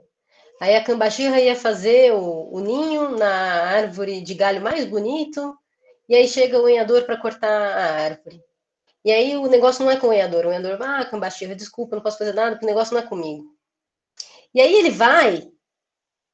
a Cambaxirra tem que ir atrás de uma série de pessoas, porque ninguém nunca tem nada a ver com aquilo, porque é sempre a pessoa de lá. E quem que é o problema? O problema é a pessoa que está lá em cima. E assim, numa historinha de criança, rapidamente, de um jeito assim até fácil de memorizar, ela discute que enquanto as pessoas não tiverem clareza do que elas estão fazendo na própria vida, né? E que tem alguém que sempre manda, e que é uma pessoa só, no meio de 100, vai ser difícil mesmo. Mas a gente consegue trazer isso a partir de uma história de criança, sabe, Zena? E não quer dizer que eu não possa, a partir até dessa própria história de criança, fazer um debate, por exemplo, com uma disciplina de português, de matemática, de geografia, Quer dizer, eu tenho atuado muito fortemente na formação de professores, e eu estou entendendo que a escola não vai dar conta sozinha, nem a formação de professores. Mas eu tenho clareza que se as pessoas forem mudando suas concepções, as pessoas vão nos seus espaços de atuação trazendo isso, né, tematizando essas questões. Assim como a Isabela perguntou, né, nossa, é tão difícil. Tem a questão do campo, né, certamente as pessoas do campo têm mais clareza até do fato de que você está submetido a estações do tempo. Estações do ano, desculpa. E aí isso me fez pensar, inclusive, que aqui na cidade a gente vai no supermercado. Não sei, eu tenho querido pesquisar um pouco como foram as mudanças dos hábitos alimentares durante a pandemia, né? Mas eu acho que muita gente continua comprando no supermercado sem saber de onde vem a comida. E mesmo que você queira saber, a gente tem uma história em quadrinhos que um dia eu quero ver como é que a gente faz para divulgar, que conta o caminho do feijão. E a gente ficou querendo saber o caminho do feijão de todas as formas, fizemos as pesquisas, virou uma história em quadrinhos. Bacana, do Heitor. E as pessoas, mesmo que queiram, não conseguem ter clareza desses processos, né, nos quais elas estão envolvidas e aos quais estão submetidas, e também, no caso da alimentação, que você está envolvido a tal ponto que você faz pelo menos 3 escolhas políticas por dia, grandes escolhas políticas que envolvem a vida de muita gente, né? No campo isso é diferente. Imagino que as crianças saibam, no mínimo, pelo menos de onde vieram as coisas que estão no seu prato. Né? Então, a gente tem potencialidades grandes. O Zena quis fazer uma época, um trabalho lá na Escola do Campo, né, Zena? Mas acontece, são muitas coisas, sabe, Isabel? O fato, por exemplo, de que vários professores que estão no campo são professores da cidade, que ficam incutindo aquela ideia nas crianças do campo de que o bom, o progresso é ir para a cidade. Né? Como fazer, como levar isso para as pessoas, né? Como trazer essa discussão, inclusive, para um espaço que é progressista, né? Digamos assim, que é um espaço que tem ideias no sentido de transformação da própria organização da sociedade. Eu penso que a resposta... A gente se baseia em uma literatura que é uma literatura que tem séculos, né? Veja, o Marx é central na educação ambiental crítica. O Marx, na concepção da sua teoria, ele fala do metabolismo, da simbiose entre humanidade e natureza. Eu fico me perguntando por que será, né, que é tão difícil das pessoas perceberem a questão ambiental nesse processo. Eu acho que tem toda uma lógica, né? Uma lógica de individualismo, uma lógica de consumismo impregnada, de prazer pelo... É difícil entender muito bem os caminhos, mas eu continuo considerando assim, se eu tivesse que escolher o que ensinar para uma criança hoje, porque eu penso que vai ser principalmente por elas, né? Como fazer uma grande transformação em nós e em velhacos, todos nós, assim, não sei quanto que a gente se transforma verdadeiramente, mas as crianças, eu penso que se eu tive uma experiência em Cuba, que foi muito interessante na minha vida, que eu visitei duas escolas lá quando fui para um congresso, e as crianças debatiam o tempo todo, estavam em todos os cantos da escola espalhados. A questão do trabalho, do seu trabalho, do seu trabalho como sua função social. Como sua função na sociedade. O seu trabalho não é uma coisa para você ganhar dinheiro. Né? O seu trabalho, aquilo que você faz, aquilo que você escolhe ser, é a sua função na sociedade. Né? E aquilo é muito importante para você e para a sociedade. E se começa a colocar nisso um sentido de coletivo, né? Um sentido que você tem que se preocupar com outras pessoas. Então, a ideia de função social, a ideia de cooperação, né? E lógico, né? Para mim, a questão ambiental está muito relacionada à forma... É impossível ter uma relação com o ambiente que seja equilibrada se a minha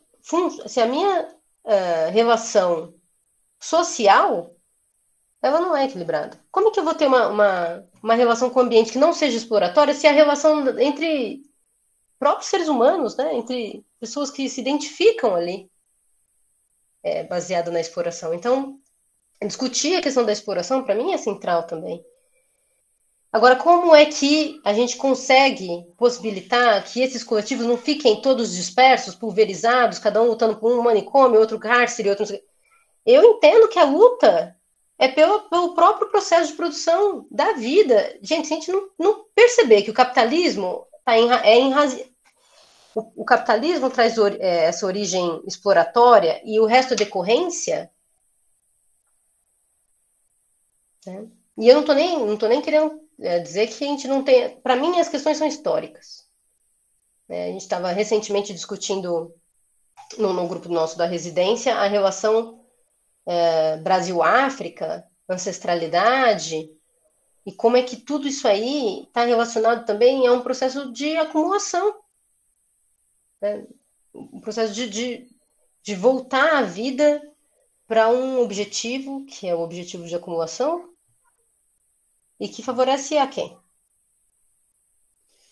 Então, eu acho que a gente precisa começar a enxergar que essas lutas, elas precisam ter uma certa identidade, elas precisam ter momentos de espaços de diálogo para se fortalecerem, mas a luta precisa ser unida. Não é à toa que o Marx falava, trabalhadores do mundo univos, né? Todo mundo que vende a sua força de trabalho na contraposição do capital. O capital, quem define as coisas como são feitas na sociedade é o capital. E quem é que realmente organiza, quem realmente que toma decisão? É um número muito pequeno. Quantas pessoas não assumirem a sua participação, e isso exige sair também do seu conforto, do seu comodismo e se responsabilizarem, né? A gente realmente não vai sair muito de onde a gente está, né? As lutas, cada pessoa, cada grupo lutando por suas próprias questões. Enfim.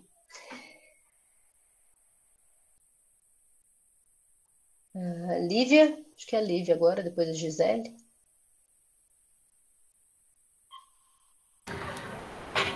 Então, eu queria, puxando um pouquinho o que o Zena falou, né, de como começar, eu lembrei de um episódio que aconteceu quando eu estava fazendo o estágio de ciências com o 7º ano, e no estágio a gente era dividido em grupos, né, então eu estava assistindo a apresentação da aula de uma dupla de colegas minha, e aí elas quiseram trazer, na temática de desmatamento, elas quiseram trazer uma perspectiva de consciência, assim, e não é criticando, assim, eu não gosto dessa ideia de ficar colocando defeito, assim, mas é uma coisa que me incomodou um pouco, porque aí elas trouxeram, era uma apresentação de slides, trouxeram aquela famosa charge do tire a Amazônia do seu prato, né, e trazendo uma noção de que quando tipo, para a gente virar vegetariano, virar vegano, para parar o desmatamento da Amazônia. E eu não sabia que elas iam falar disso, sim, mas elas sabiam que eu era vegana e elas até me chamaram para ir lá na frente falar o que eu comia. E eu lembro que eu fiquei muito constrangida porque eu já tinha uma visão assim que eu me incomodava com essa ideia, sabe? Eu comecei no veganismo de um modo liberal, mas nessa época eu já estava incomodada, e não era nem a época, era antes da pandemia, antes de a gente ter essa aumento da miséria, mas assim, eu fiquei incomodada com essa coisa de falar para crianças da rede estadual que quando elas comem carne, elas estão ajudando a matar a Amazônia, e elas até fizeram uma conta, não sei como, relacionando que eu era vegana há 5 anos, então eu já tinha salvo sei lá quantas vacas, né? Então, assim, eu não sei, fica um debate assim, como... Ixi, chegou, vou terminar rapidinho a pergunta, que tá tocando campanha aqui. Mas fica essa questão, como a gente trazer essa questão crítica, eu sei que a formação de professores na área, em tudo, assim, é fraca, né, tipo, formação continuada, mas como trazer essa questão crítica sem ficar essa coisa individualista, sabe? E que é meio fora da realidade, assim, porque na real as crianças fizeram cartazinho, mas não se importaram muito, assim, tipo, não tem muito a ver com a realidade delas, assim. Elas não vão parar de comer carne por causa da Amazônia. E também não tem essa relação direta. Mas, enfim, desculpa, a gente tocou a campainha aqui, eu vou lá abrir.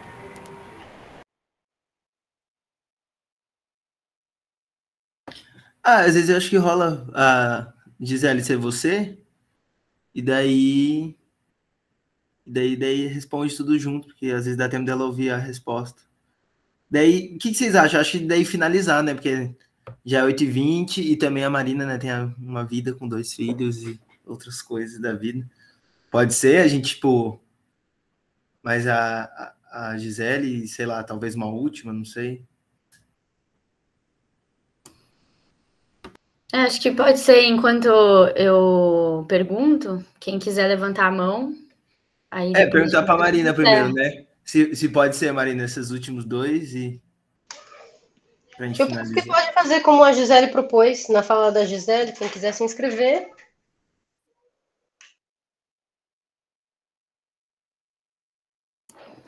Vai que vai.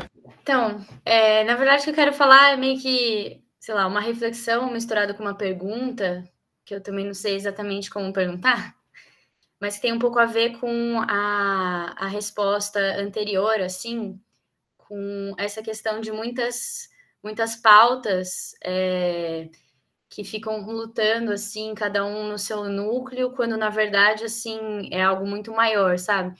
Porque quando a gente discute muito, assim, a educação ambiental crítica agora e em outras, sei lá, leituras que eu faço e tudo mais, eu fico pensando como que essa crise, né, essa pauta, né, na verdade, da educação ambiental crítica que a gente discute, não é, na verdade, uma pauta da educação como um todo, assim, né? Porque fica muito difícil pensar em como trabalhar a educação ambiental crítica, como melhorar a educação ambiental crítica no Brasil, sendo que a educação como um todo é uma grande crise, assim, e uma crise que vem não é de agora, né? Vem de um tempo relativamente grande no Brasil. Então, assim, não sei, pelo menos eu fico pensando aqui como é difícil mesmo a gente ficar imaginando, né, alternativas para essa questão, sendo que, assim, a educação como um todo é toda cheia de problemas e crises e tudo mais, assim. Até, assim, tanto em quesito, assim, de documentos, né, oficiais, a gente percebe, quanto na estrutura da escola, quanto na formação dos professores, né, quanto na nossa cultura. É tanta coisa, assim, que tem que contemplar que parece que, assim, né, é uma luta que não é só nossa, assim, né, muito maior, assim, de todo mundo, né, se for pensar. Bom, é isso, acho que nem foi uma pergunta, né, foi só um desabafo. Muito bem. Então, eu vou começar com a resposta da pergunta da Lívia. É interessante, né, que você é vegana e você conseguiu construir esse processo para além da sua um entendimento de que não é a sua atuação individual é que vai transformar o mundo, né? Apenas. Porque eu já fui vegetariana, agora não sou, depois de ficar grávida, enfim. Mas nesse movimento eu percebo muito claramente a presença de pessoas que, né, que ficam fazendo quase que um apelo, né, as crianças. Eu achei interessante se eu lembrar também, as crianças da escola pública vão deixar de derrubar a Amazônia, porque, enfim. Aí, e aí é um processo de culpabilização, né? Antes de ser um processo de entendimento mais amplo, você culpabiliza as pessoas por uma questão que é de um sistema todo organizado, mesmo que eu queira, mesmo que eu queira ser menos impactante, né? Então, na época do vegetarianismo, me pensava pegando assim, bom, então eu deixo de comer carne, mas aí eu como soja. Ou aí eu deixo de comer carne e soja, porque soja também é um problema.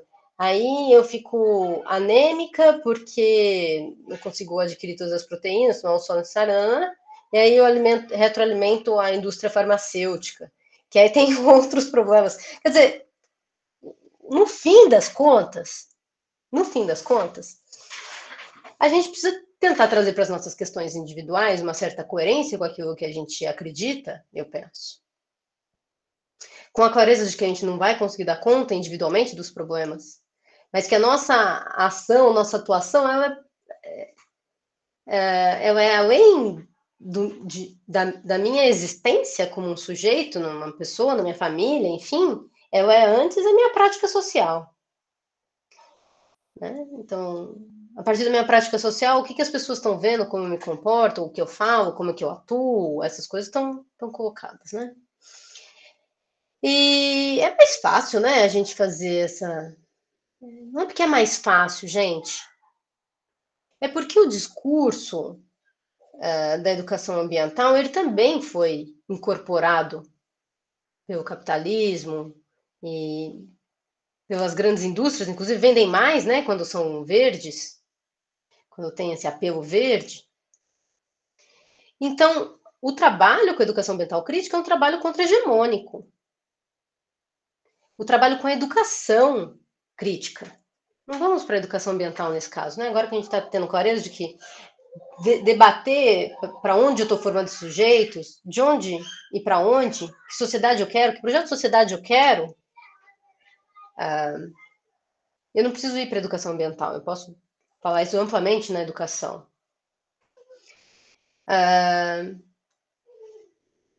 Então, assim, vai ser um trabalho mais difícil do que o trabalho de ensinar reciclagem. Certamente.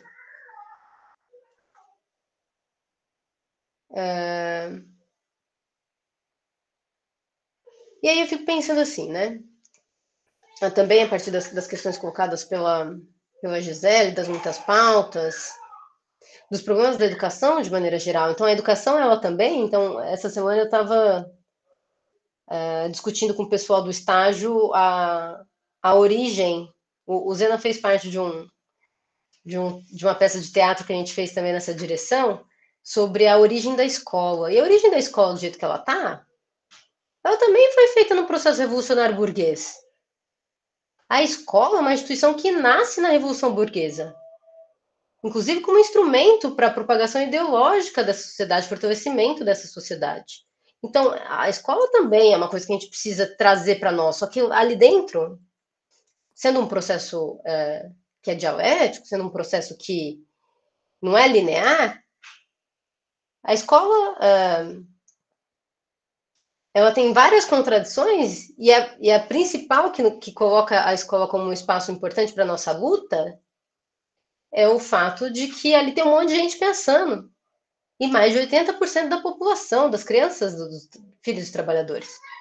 Não é por acaso que a escola é um espaço de tanta disputa. É porque, uma vez que você consegue fazer um bom trabalho ali de formação, em 10 anos você faz uma grande transformação social. Uma grande transformação social. E aí, não tem muito receita, né? Nem para fazer essa discussão na educação. Eu costumo dizer que se tivesse receita, a gente bastava ter aquela revista Nova Escola lá, que é cheia de receitas para ensinar melhor ciências, educação ambiental crítica. Então, por qual caminho que a gente tem se pautado? Bom, primeiro que você precisa ter pelo menos duas questões. Vou voltar à questão dos coletivos, né? Então, a importância da gente ter espaços para o diálogo, espaços para o enriquecimento, para compartilhamento, para o entendimento de que a gente precisa sair desse âmbito individual e lutar por algo que é maior, né? A gente precisa se unir em torno de pautas, entendendo que a nossa sociedade é uma sociedade dividida em classes e que a gente precisa trabalhar com consciência de classe. A gente precisa ter clareza que nós somos trabalhadores, que nós vendemos nossa força de trabalho e que somos nós que produzimos a vida verdadeiramente. O resto vive do nosso trabalho.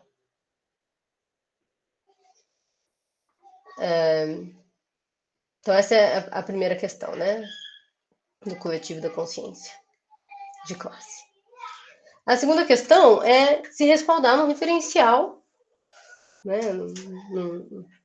Em ideias, mas em ideias que estejam sistematizadas já, né? Para que a gente não fique com um monte de coisa solta e tal. Então, eu falo de referencial teórico, que seja um referencial teórico crítico. Na educação, o que a gente tem na educação brasileira, né, de hoje? A gente trabalha com a pedagogia histórico-crítica, né, que é uma pedagogia, que é a pedagogia socialista, que é uma construção continuada. Os professores que iniciaram, o professor que iniciou foi o professor Saviani, na década de 70, continua produzindo, e tem um coletivo de pessoas que incorporam, que trabalham e que continuam produzindo conhecimento nessa direção. E a ideia é que, assim, para isso você tem toda essa... sendo socialista, né? A ideia é que tenha uma concepção de mundo, uma concepção de homem, uma concepção de construção, né? Específica, né?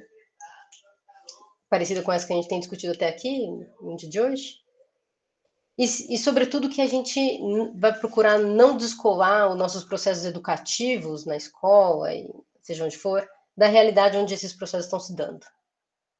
Então, partindo da realidade colocada, é muito mais possível fazer uma discussão, um aprofundamento teórico, para que essa realidade seja vista de outra maneira. Não tem jeito de fazer isso se não for por meio da história. E do revisitar a história, né? Então, eu considero que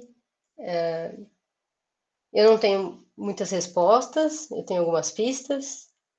A gente continua construindo esse caminho, né, com bastante comprometimento. E deixa eu pensar. Eu acho que vai por aí. Não sei se alguém quer colocar mais alguma questão, se respondeu. Vou mandar um texto aqui interessante que no estágio 4, lá com o Breno, chama Relação Escola, Educação e Luta de Classe e seus papéis na formação do sujeito revolucionário. É bem massa, assim, e é bem didático. Sim, ele traz umas questões dificinhas, assim, do Gramsci, mas é bem massa, assim, uma disso, né? Não sei se... não mandou o link, que ódio. Acho que vou ter que baixar, não sei. Eu só queria falar uma última coisa, assim, acho que é justamente disso, assim, desse final, daí, para finalizar mesmo, claro, né, se alguém quiser falar alguma coisa também, que na minha visão, né, que nem você falou, não é uma receita de bolo, e também a gente, né, como alguns, né, marxistas, acho que a gente parte do que a gente tem de concreto, né, assim, a gente tem que analisar a realidade para, né, a partir dela, trazer, né, elementos, assim, e refletir ela.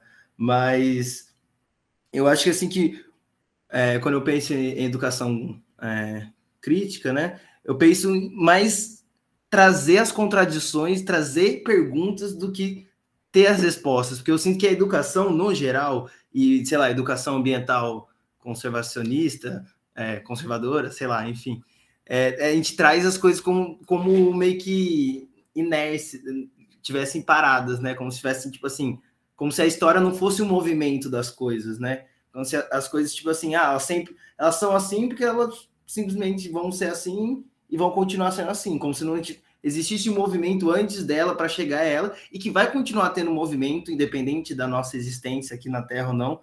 E é isso, não é uma coisa parar. Então, acho que para mim, pensar na educação crítica no geral, não só educação ambiental, é pensar em perguntas. Mas não, obviamente, né, qualquer pergunta, mas eu acho que é a partir dessas contradições dentro da própria escola, né? Porque eu acho que... E outra, a gente, quando, sei lá, a gente fala de educação, sei lá, básica, mas principalmente infantil, é da nossa natureza ter a curiosidade, né, da criança. Então, se você traz perguntas que elas já naturalmente fazem de um jeito muito mais sábio que a gente, às vezes, só que não tem, né, tão organizado na cabeça, e por isso que existe também a escola e professores, ou deveria ser para isso.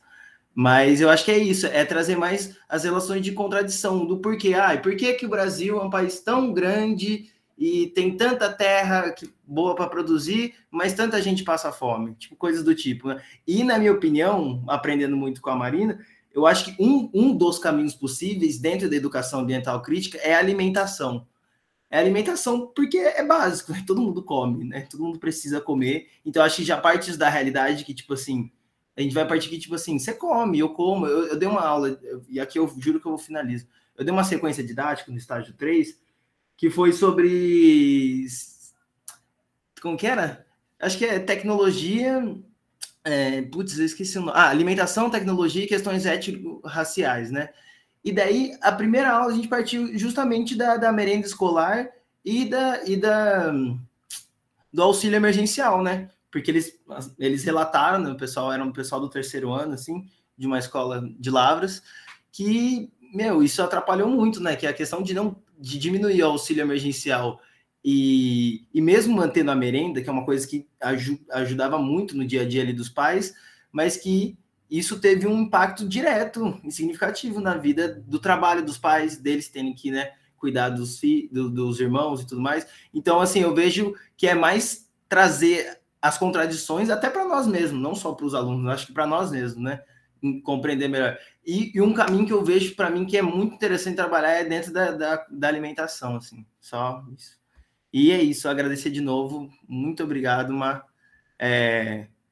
Foi muito importante, assim, não só você conseguir ter vindo nesse espaço, mas porque eu sei que a sua vida é muito, muito louca, muito corrida, e é faculdade, é filhos, e tipo, agradeço muito, assim, e para mim é especial, porque eu tenho um carinho muito grande, assim, por você, me abrindo aqui, mas eu agradeço muito mesmo pela intenção, assim, e até passamos, né, do seu tempo, mas é isso, foi muito importante, bom que vai ser gravado, então tem um monte de gente no grupo lá que estava querendo ver esse espaço, que não deu, mas pelo menos está gravado.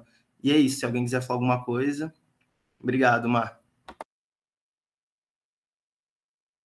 Ai, gente, eu só queria comentar, assim, tipo, foi bem legal e é um tema que dá muito pano para manga, e sobre essa questão de espaços coletivos, né, eu acho que, pelo que entendi, tem pessoal aqui que é desse grupo do Zena, né, de educação ambiental, que é aluno da Marina. Eu acho que a gente pode fazer mais parcerias, assim, né, aqui do CAC também, com vocês, com quem, a Isabela do Ecoar também, né, e a gente usar, assim, esse espaço para compartilhar, né, para não ficar fechado nessa reunião, assim, a gente pensar em outras articulações também. E é isso, assim, e agradecer demais. Gostei bastante. Vamos sim, gente. A gente continua em diálogo. Sou eu quem agradeço. Foi um prazer conhecer vocês. Espero que a gente possa continuar juntos aí na luta. E um dia a gente se encontra presencialmente. Enquanto isso, é bom que esses espaços vão sendo possibilitados apesar da distância, né? Apesar do isolamento. Então, há algumas vantagens nesse tempo e eu acho que essa é a principal. Então, boa noite. Sigam firmes. E até. Bom descanso. Boa noite, Boa Mar. noite, gente. Boa noite. Adorei. Muito obrigada. Bom descanso. Obrigada, pessoal. Até, pessoal. Boa noite, fora Bolsonaro. Bora, Bolsonaro. Até mais. Bora, Bolsonaro. Bora. Bora, dólar, Guedes.